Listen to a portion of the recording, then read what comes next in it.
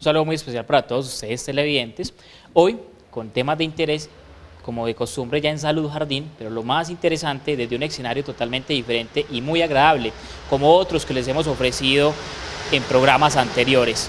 Hoy estamos desde el Café El Artesano, un nuevo café en el municipio de Jardín que sin duda ofrece a propios y extraños una experiencia en cuanto a consumo de café y tratando temas médicos de interés para todos ustedes. Les agradecemos por permitirnos de entrar hasta sus hogares con este programa Salud Jardín. Un saludo también y un agradecimiento a Antena 4 y doctor Mario. Hoy vamos a tratar un programa muy importante. Vamos a hablar de enfermedades cardiorrespiratorias, infecciones cardiorrespiratorias, perdón. Cuéntenos entonces, doctor, primero después del saludo, ¿qué tema vamos a abordar hoy o qué aspectos vamos a tratar de las infecciones respiratorias hoy desde El Artesano? Alexander, ¿cómo estás? Un saludo para todos los televidentes de Antena 4. Gracias de nuevo para Diego, que siempre nos acompaña con nuestros programas. Hoy estamos dándole un agradecimiento especial a Jorge Marín, que nos brindó este agradable espacio del Café El Artesano, donde se puede vivir el café desde otro punto de vista, donde se puede disfrutar el café desde otro punto de vista, y va en la vía de los programas que hicimos sobre café y salud, mostrando otra bebida de café, en este caso una bebida fría, que nos va a permitir entender que el café no solo es caliente y amargo, ¿cierto? Como creíamos. Alexander, hoy vamos a tratar infecciones respiratorias, agudas básicamente. Televidentes, un saludo para ustedes. Desde Salud Jardín queremos enseñar un poco las diferentes enfermedades que nos afectan en el día a día y que podemos hacer cositas desde casa y saber cuándo consultar para evitar que se nos compliquen o nos pongan en una situación compleja, difícil, una hospitalización o algo así. Entonces, las infecciones respiratorias agudas es el tema de hoy, Alexander. Claro que sí, doctor. Entonces, sin más preámbulos, pues contémosle a nuestros televidentes cuáles son los síntomas más frecuentes de las infecciones respiratorias. Bueno, lo primero que hay que hablar es que la infección respiratoria la vamos a clasificar en dos: infección respiratoria alta o infección respiratoria baja. Tenemos una diapositiva que nos muestra esto. La infección respiratoria alta básicamente va desde la carina o la división de la tráquea hacia arriba, y la infección respiratoria baja compromete los bronquios, pulmones, alvéolos, o sea, la parte del parénquima pulmonar. Entonces, como vemos, la primera imagen nos muestra la vía respiratoria alta, que empieza en la cavidad oral o la boca y las fosas nasales o la nariz, y va viajando por la nasofaringe, orofaringe, faringe, laringe, ¿sí? Y la vía respiratoria baja, bueno, lo muestra la segunda imagen, que compromete más los bronquios principales, bronquios secundarios y pulmones. Esa es básicamente la división. Lo importante de esta división es entender que una infección respiratoria alta, que no se maneja de la manera adecuada, que no se cuida de la manera adecuada, se va a convertir en una infección respiratoria baja. Y la infección respiratoria baja es la que pone en riesgo la vida del paciente, es la que puede llevar al detrimento de la salud, es la que va a favorecer una hospitalización, y es la que queremos evitar identificando rápidamente la infección respiratoria y haciendo el tratamiento adecuado, Alexander. Básicamente, una infección respiratoria es todos aquellos problemas que se derivan del compromiso de alguna de estas partes de la vía respiratoria, bien sea por un virus, una bacteria o algún otro microorganismo, entendiendo que en la mayoría de los casos el compromiso es por un virus. En la mayoría de los casos, probablemente por encima del 90% de los casos, es un virus, ¿sí? Esto es importante aclararlo porque normalmente las personas, cuando tienen una infección respiratoria, como cursan con fiebre y con dolor y malestar, piensan que hay que usar antibióticos. Y es el primer error, y es lo primero que tenemos que tumbar. No, en la infección respiratoria alta, normalmente por virus no se usan antibióticos, porque los antibióticos se diseñaron para matar bacterias. Las bacterias casi siempre aparecen como una coinfección, o sea, aprovechando que está el virus atacando, llega la bacteria, porque mi sistema de defensas está aquí ocupado y está debilitado, llega la bacteria a causar una infección. Ahí sí necesito la bacteria, el antibiótico. Y en esos pocos casos, que pueden ir desde un 2 hasta un 10%, depende de la edad, porque también depende mucho de la edad del paciente, Normalmente desde el 2% de los pacientes hasta el 10% van a necesitar un antibiótico porque la infección respiratoria la da una bacteria o están en conjunto virus y bacteria. Entonces, cuando tenemos una infección viral, simplemente son cuidados y medidas caseras, ¿sí? Valoración por el médico para estar alerta de los signos de alarma, ¿sí? Y estar muy juiciosos en casa, cuidando al paciente, cuidando el ambiente del paciente para que no se le complique. Bueno, también algo muy importante es saber qué tipo de personas son las más susceptibles o están más predispuestos a padecer una infección respiratoria o esa enfermedad no discrimina, al menos esa patología, esta infección. En realidad no discrimina, pero sabemos que en el transcurso de nuestra vida, en la medida que vamos teniendo contacto con diferentes virus, vamos a generar un sistema de memoria en nuestro sistema de defensas. Entonces nuestro sistema inmune o sistema de defensas se va a acordar de algunos virus que nos dieron en la infancia. Probablemente por eso en la vida adulta las infecciones respiratorias sean menos frecuentes que en la infancia. Entonces, ¿cuáles son los momentos de la vida donde somos más susceptibles a una infección respiratoria o se nos puede complicar con mayor facilidad? Primero, los extremos de la vida, menores de 5 años, en general el grupo de la infancia, pero los menores de 5 años tienen mayor riesgo, mayores de 65 años, hay un riesgo especial en mujeres embarazadas, no significa que ellas tengan mayor predisposición a la infección, pero sí hay mayor riesgo cuando se la presentan, y todos aquellos fumadores, pacientes fumadores, que aunque tampoco es que tengan un riesgo aumentado inicialmente, cuando el consumo es crónico, cuando el consumo es alto, sí lo van a tener, o cuando ya hay consecuencias, cuando ya aparecieron daños propios del efecto del consumo del tabaco o cigarrillo. Y en los pacientes que tienen enfermedades como el asma, enfermedades como las alergias, y otras enfermedades que puedan debilitar el sistema inmune como la diabetes, de la que hemos hablado en muchas ocasiones, la hipertensión con insuficiencia renal, etcétera. Todas estas cosas van a hacer que el paciente sea más predispuesto, pero básicamente entonces encontramos los extremos de la vida, Alexander. Claro que sí, bueno doctor, algo también que sería muy importante contar a los televidentes sería cuál es el tratamiento recomendado. Ahora también habrá que tener en cuenta qué tipo de paciente, ¿cierto? Supongo que el tratamiento no será igual para un menor que para una persona adulta, pero ¿cómo se tratan las infecciones respiratorias? Claro que sí, los tratamientos se enfocan de maneras similares, pero se entiende que según la edad del paciente va a haber predisposición por un tipo de germen o no. Por ejemplo, un ejemplo grande, en menores de 2 años, la causa más común de infección respiratoria es el virus sincitial respiratorio, ¿sí? Por encima de cualquier otro. Pero vamos a ir antes del tratamiento a unos puntos importantes sobre la prevención y el cuidado. ¿Cómo hago para que mi niño no se enferme? ¿Cómo hago para que mi familia esté bien? Entonces, en este grupo dijimos que los menores tienen mayor susceptibilidad. Es muy importante la lactancia materna. La lactancia materna es un factor protector contra las infecciones respiratorias. La lactancia materna disminuye la incidencia o el número de casos de infecciones respiratorias que tenemos, y además en los pacientes que tienen infección respiratoria pero son lactados hay menor probabilidad de complicaciones, hay menor posibilidad de que el cuadro sea largo o muy insidioso, o sea, cause muchos síntomas. Entonces, primer factor protector.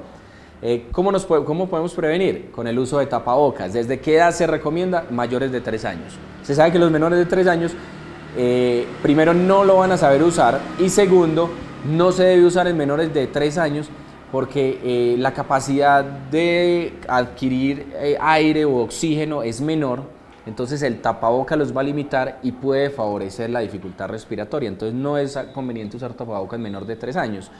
El lavado de manos. El lavado de manos sabemos que va a evitar todas las enfermedades de contacto, ¿sí? Va a permitir que lo que nos llevemos a nuestro organismo sea menos contaminado, solamente con el lavado de manos. Evitar los contactos, ¿sí? Si hay personas en la familia, en el grupo de amigos que tienen infección respiratoria, en el colegio, entonces no llevar estos niños al colegio para que no contagien. Si se llevan al colegio, los colegios deberían tener actividades separadas. Los niños con infección respiratoria van a hacer un trabajo selectivo y los niños que no tienen infección respiratoria el otro trabajo. Evitar las áreas concurridas con estos menores, sobre todo menores de 3 meses. Si yo tengo un niño menor de 3 meses, ¿para qué está en un centro comercial?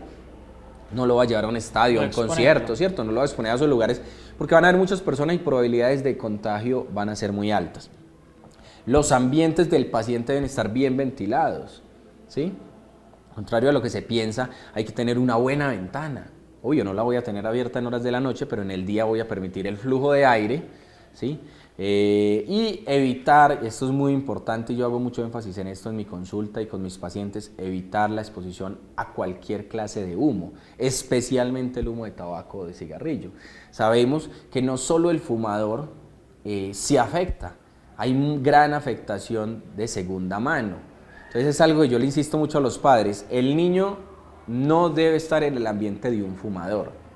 Muchas veces la gente me dice, no, pero es que yo fumo afuera, es que yo me salgo al patio a fumar, yo me voy a la esquina a fumar. Pues hay que tener claro, uno, el cigarrillo no se elimina al botarlo, no es, me lo fumé, lo deseché, se eliminó el cigarrillo, no. Mi piel, mi cabello, mi ropa va a quedar impregnada de tóxicos del cigarrillo, que sabemos son más de 400 tóxicos. Mi respiración, cada que yo hable voy a expulsar tóxicos del cigarrillo y esto va a enfermar niños. Yo tengo niños en familias donde ha habido fumadores que se me enferman constantemente y solo con suspender el cigarrillo del adulto fumador, el niño se ha aliviado. Y son casos que son por cientos y no solo los tengo yo, los deben tener todos los médicos que tengan pacientes. Entonces, básicamente esas medidas de control, importantísimo para la prevención. Hombre, tenemos un excelente servicio en el hospital de vacunación, las vacunas. Es que las vacunas han permitido erradicar un montón de enfermedades que antes eran muy prevalentes y muy severas. Por ejemplo, la varicela. Hoy hay vacuna para la varicela, el sarampión, la rubeola, que son virales. Bueno, tener a los niños en los controles de crecimiento y desarrollo, súper importante. En ese crecimiento y desarrollo que hace el hospital, en este caso el Gabriel Peláez, en Jardín, les van a dar unas pautas sobre alimentación, sobre actividades para el desarrollo, sobre cuidados, les van a dar unos signos de alarma y van a estar revisando al niño para identificar cualquier cambio. Una buena alimentación. No es lo mismo un niño que está bien alimentado, que tiene buen consumo de carnes, de frutas, de lácteos, que un niño que no tiene una alimentación balanceada. Y lo que ya decía de separar los niños enfermos, ¿sí?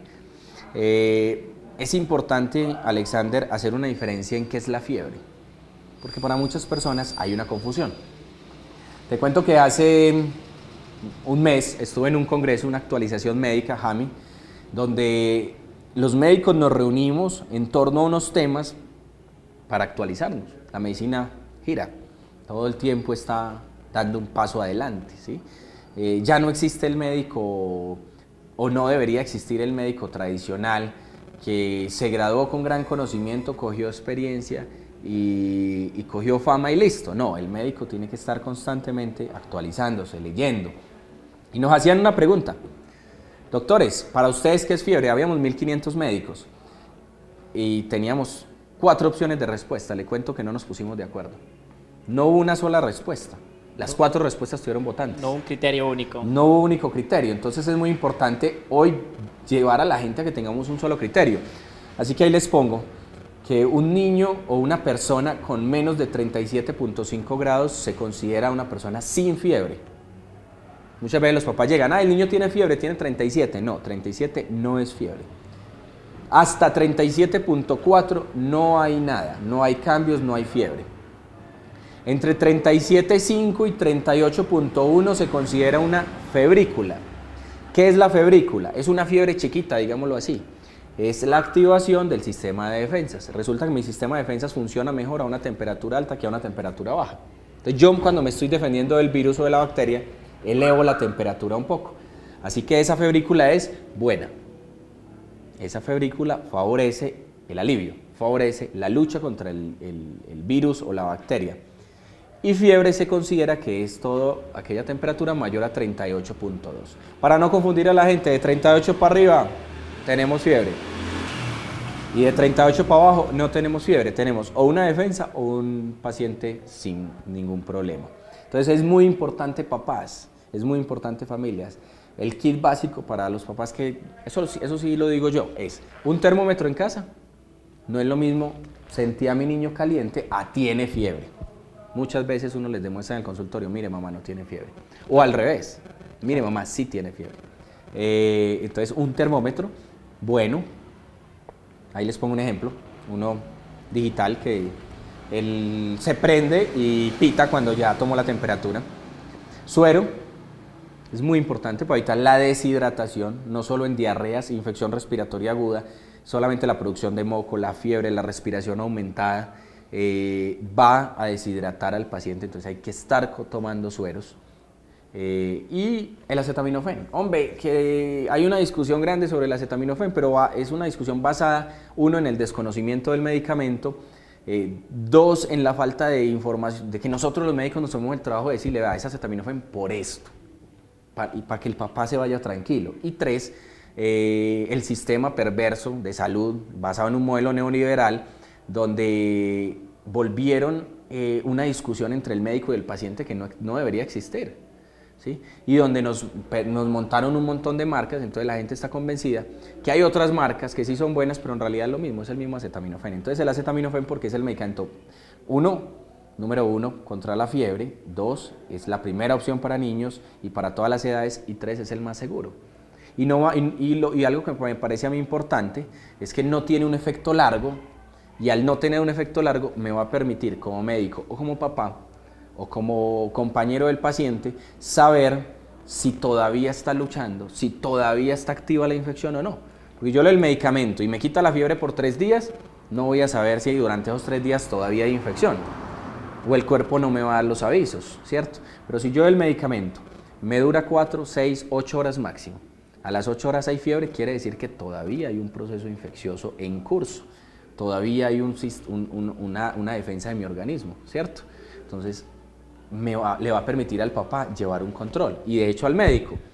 Un criterio de alta en un paciente, por ejemplo, con neumonía, que es una de las infecciones respiratorias bajas más complejas, o es la infección respiratoria baja más compleja, la neumonía. Un criterio de que está mejorando pasan entre 24 y 48 horas afebril, sin fiebre. Entonces inicié tratamiento y ya el paciente lleva 48 horas sin fiebre, pero no le estoy dando nada para la fiebre, o sea, no le estoy dando nada. Y eso me indica que el paciente aceptó el tratamiento, lo toleró bien y se está eliminando la infección. Entonces es muy importante que no utilicemos esos medicamentos de larga acción. Por ejemplo, en menores de 2 años no usemos, por ejemplo, diclofenaco. No tiene sentido usar diclofenaco en menores de 2 años porque va a tener una acción de por lo menos 12 horas o más, y fuera de eso tiene efectos negativos muy importantes. Entonces, primera opción, acetaminofén. Si es mayor de 6 meses, segunda opción, podemos usar ibuprofeno, más conocido como Advil Children, Taflax, eso hay un montón de marcas en realidad. Aquí vale la pena entonces hacer la invitación para que visite nuestra página de Facebook y encontrar uno de los programas que grabamos precisamente tratando la inconveniencia de la automedicación. O sea, que ustedes televidentes, si tienen alguna duda sobre las consecuencias de la automedicación, y para que sepan que es realmente un tema a tener en cuenta y a prestarle la debida atención, los invitamos para que visiten las redes sociales Salud Jardín en Facebook, en YouTube, y allá podrán ver cada uno de los programas. La invitación que hacemos de Salud Jardín. Doctor, muy interesante, realmente, primero por el espacio, porque estamos utilizando un café, el artesano, y hoy estamos haciendo una tertulia hablando de temas médicos, pero de una manera que llegue a cada uno de los televidentes, acercando esos temas que parecían ser tan complejos, pero que los tratamos de hacerlos asimilables, comprensibles para los televidentes, y de esa manera ustedes, cada vez que tengan una duda sobre algún tema relacionado con la salud, pues tengan como primera opción, primero visitar nuestras redes sociales y luego pues visitar el consultorio de Salud Jardín. Claro que sí, Alexander. Ahí es importante, para evitar la automedicación, ya le dijimos a la gente, bueno, la primera opción es el acetaminofén, entonces enseñemos a usar el acetaminofén. Claro. Es muy sencillo. Para menores de 6 meses usamos el acetaminofén en gotas. Se puede usar inclusive en niños mayores, hasta 1 año o más, pero pues vamos a hacer la diferenciación en los primeros 6 meses. Se le dan de 2 a 3 gotas por kilo al niño para controlar la fiebre. Entonces pesa 10 kilos. 2 a 3 gotas son de 20 a 30 gotas, un término medio 25, cada 6 a 8 horas si tiene fiebre. En jarabe se le da, en el acetaminofén normal, la mitad de lo que pesa. Entonces pesa 15 kilos, le doy 7 centímetros y medio, cada 6 a 8 horas si tiene fiebre. En el adulto se le da de 1 a 2 tabletas, una cada 6 horas o 2 cada 8 horas. Hombre, un adulto de 70 kilos o más, 2 tabletas cada 8 horas. Si tiene fiebre. Importante, los signos de alarma, mirar cómo está la respiración, si hay respiración rápida, entonces es un signo de alarma, hay que consultar. Si hay hundimiento de costillas, hay que consultar. Estoy hablando de consultar a urgencias.